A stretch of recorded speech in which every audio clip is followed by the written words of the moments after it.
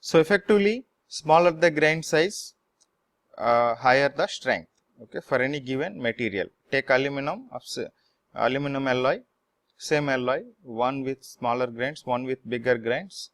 Which one will have higher strength? Material with smaller grain size, right?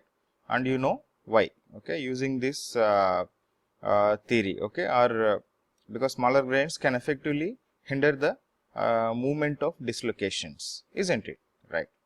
So that is why when you take a material, say aluminum, okay, heat it to say very high temperature, okay, solutionizing temperature, okay, or above recrystallization temperature, and then take two samples, one you cool it slowly, the other one quench it, okay. Then what happens, if you cool it slowly, you will have bigger grains, okay, because you are giving sufficient time for the grains to grow. Whereas if you quench it in water, the other sample, you are not giving enough time, that means you will end up with very fine grains. That means already you have two types of two sizes of grains in each of this material. So which material will have higher hardness, higher strength? Obviously the one which is having refined or finer or smaller grain size, okay. That is a very general concept in the furnace, in the workshop, okay. You have to understand, right? So can we have some model which will predict, okay, how much amount of strength that could be elevated or that could be increased? Here we have a formula called Hall-Fetch equation. If you see the equation here, sigma y, if you assume to be the yield strength, okay, and sigma naught, okay, is a constant, okay, and of course again ky is again another constant, okay.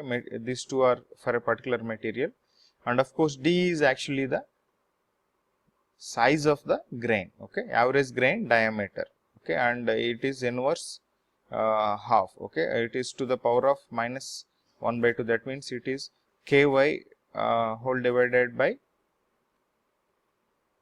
root d, okay. Now so the size of the grain is inversely proportional to the yield strength, isn't it? So that means smaller the grain size, higher the yield strength, isn't it? That means it is difficult to higher the yield strength, you require more and more strength to deform the material. It is as simple as that fact, right? Right.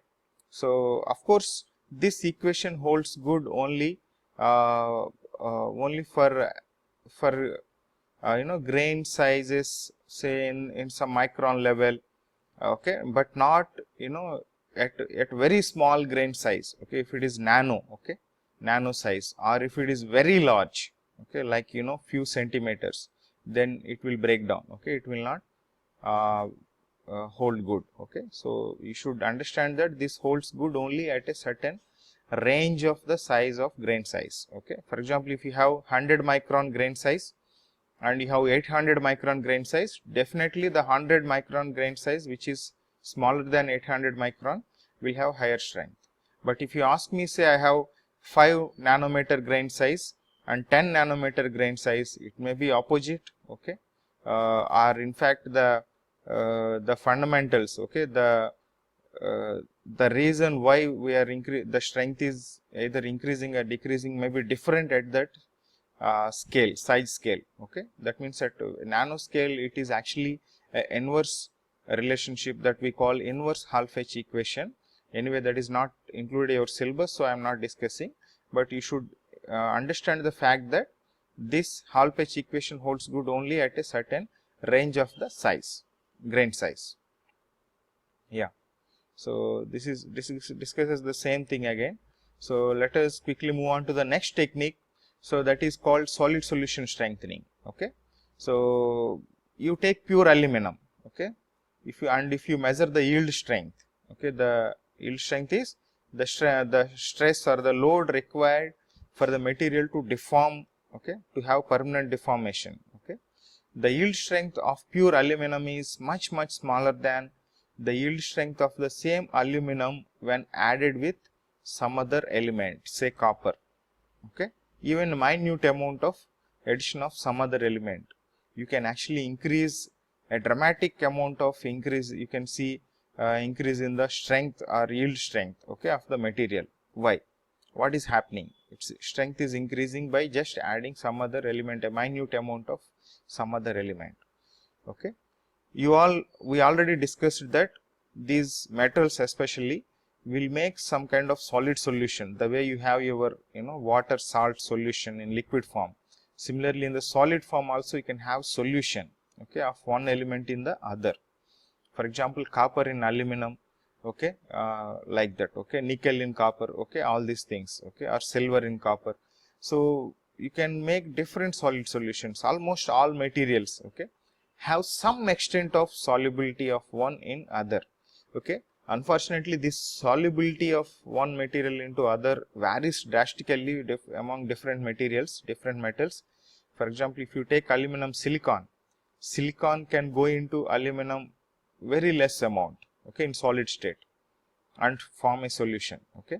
That means only 0.0006 or something like that. Very less amount of other silicon can go into aluminum, whereas you have some materials where you can have infinite amount of second element that can go. Infinite means up to 100%, okay, or that means any combination is possible. 50% of A, 50% of B is possible. They can still make a solution.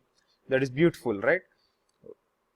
When I say solution, it does mean you have a single crystal system, okay, you have a single phase, and still you can accommodate the second element in the lattice of the first element, okay, without changing the crystal system, okay.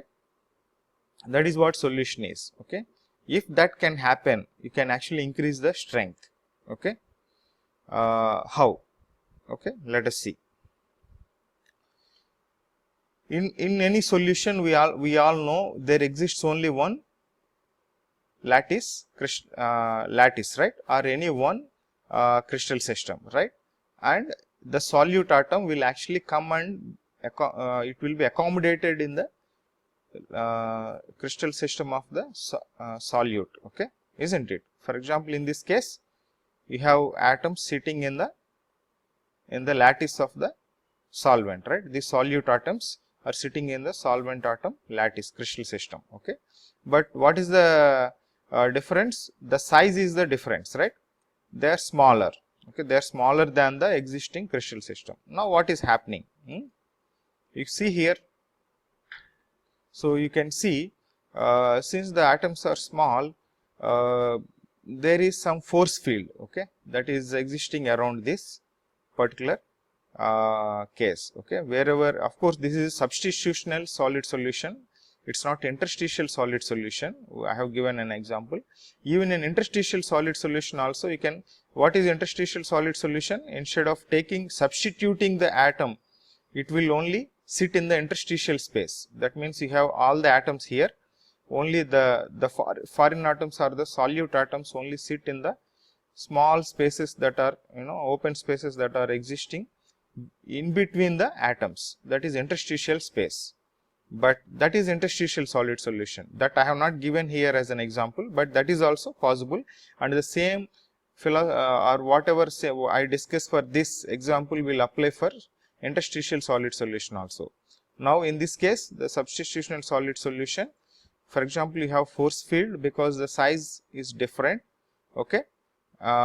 So similarly here, if you see if the atom is larger than the existing solvent atom size, now what you see, you have some compressive force field on the rest of the atoms, okay, because it will be pushing them, right, whereas here there is tensile force field, okay, on the rest of the atoms. Of course, essentially you have some force field, okay. Now what is the importance of this force field? This force field will interact with the dislocations, okay, and make it difficult for the dislocations to move, okay, and also the planars, okay, atomic plane, okay, this is atomic plane, right? This plane is no more smooth, rather it is rough, and it is difficult for the movement of dislocation, okay. These are the two things. One is the force field that interacts with the atoms, okay, the interacts with the dislocations, and second thing is the atomic plane is rough, okay. And is it that's it, that is how you actually elevate the strength? Yes, this actually somehow obstructing the dislocation motion and relatively increasing the strength of the material, okay, because essentially you are hindering the or obstructing the dislocation motion, okay.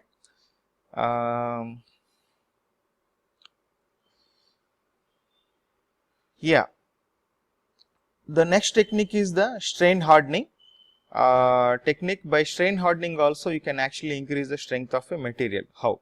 Okay, if you remember the example of a steel bar, okay, you take a steel bar, a straight steel bar, and try to bend it, okay, in one direction, okay, you can bend it, but again if I ask you to unbend it and make it straight, can you do it? Okay, it is not possible, because there will be, you can more or less have the arms to come in, okay, into a single plane, but the exact position where you have a bend, okay, that will not come straight so easily unless you put it on a die and or put it on a table and hit it with a hammer.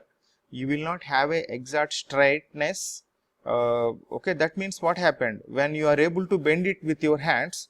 Why can't you bend it again just by your hands, unbend it and make it straight? You cannot do it. Even if you try hitting it, it will not come straight, okay, at the bend, exact bend, okay, though the arms maybe you may be able to put it in some kind of in a plane. Why? Okay, that means your strength is not sufficient now. After after bending, when you try to unbend, somehow at the dent where you have the exact bend, you are unable to straight it because the strength in that particular localized region is increased. How it is increased? It has got strain hardened, okay, hardening by straining the material, okay. If you strain a material, what is strain? You are changing the dimension by applying load, right? If you deform a material substantially, its strength increases. How? Just by simply changing the dimension of material, strength is increasing. How? Because how are you changing the dimension of material? You are deforming it, right? That means you are applying load, you are applying stress, and then it is deforming, okay. Now what is internally happening? Okay, something happening to the dislocations, okay, okay, in other words the defects of the material, okay. When you apply a lot of force and try to deform the material substantially, you are actually inducing more and more defects into the material, okay. Initially the atoms are nicely arranged in periodic fashion, but when you try to deform it substantially, this periodicity gets disturbed at places and you are inducing more and more defects, and one type of defects you are actually multiplying or increasing within the material is dislocations again. That means the number of dislocations is increasing, okay, when you deform the material. Okay, now what should happen if you increase the dislocations, the number of dislocations? Okay, to give an example, any annealed material, okay, and any material without any deformation, okay, will have some amount of dislocations already, 10 to the power of 8 meter per centimeter cube, okay. Whereas if you deform it, okay, it will increase from 10 to the power of 8 to 10 to the power of 10 and beyond, 10 to the power of 12, 10 to the power of 14 meter cube per centimeter cube, meter per centimeter cube. That means you are multiplying the dislocations, lot of dislocations. Now why should strength increase if you are increasing the number of dislocations?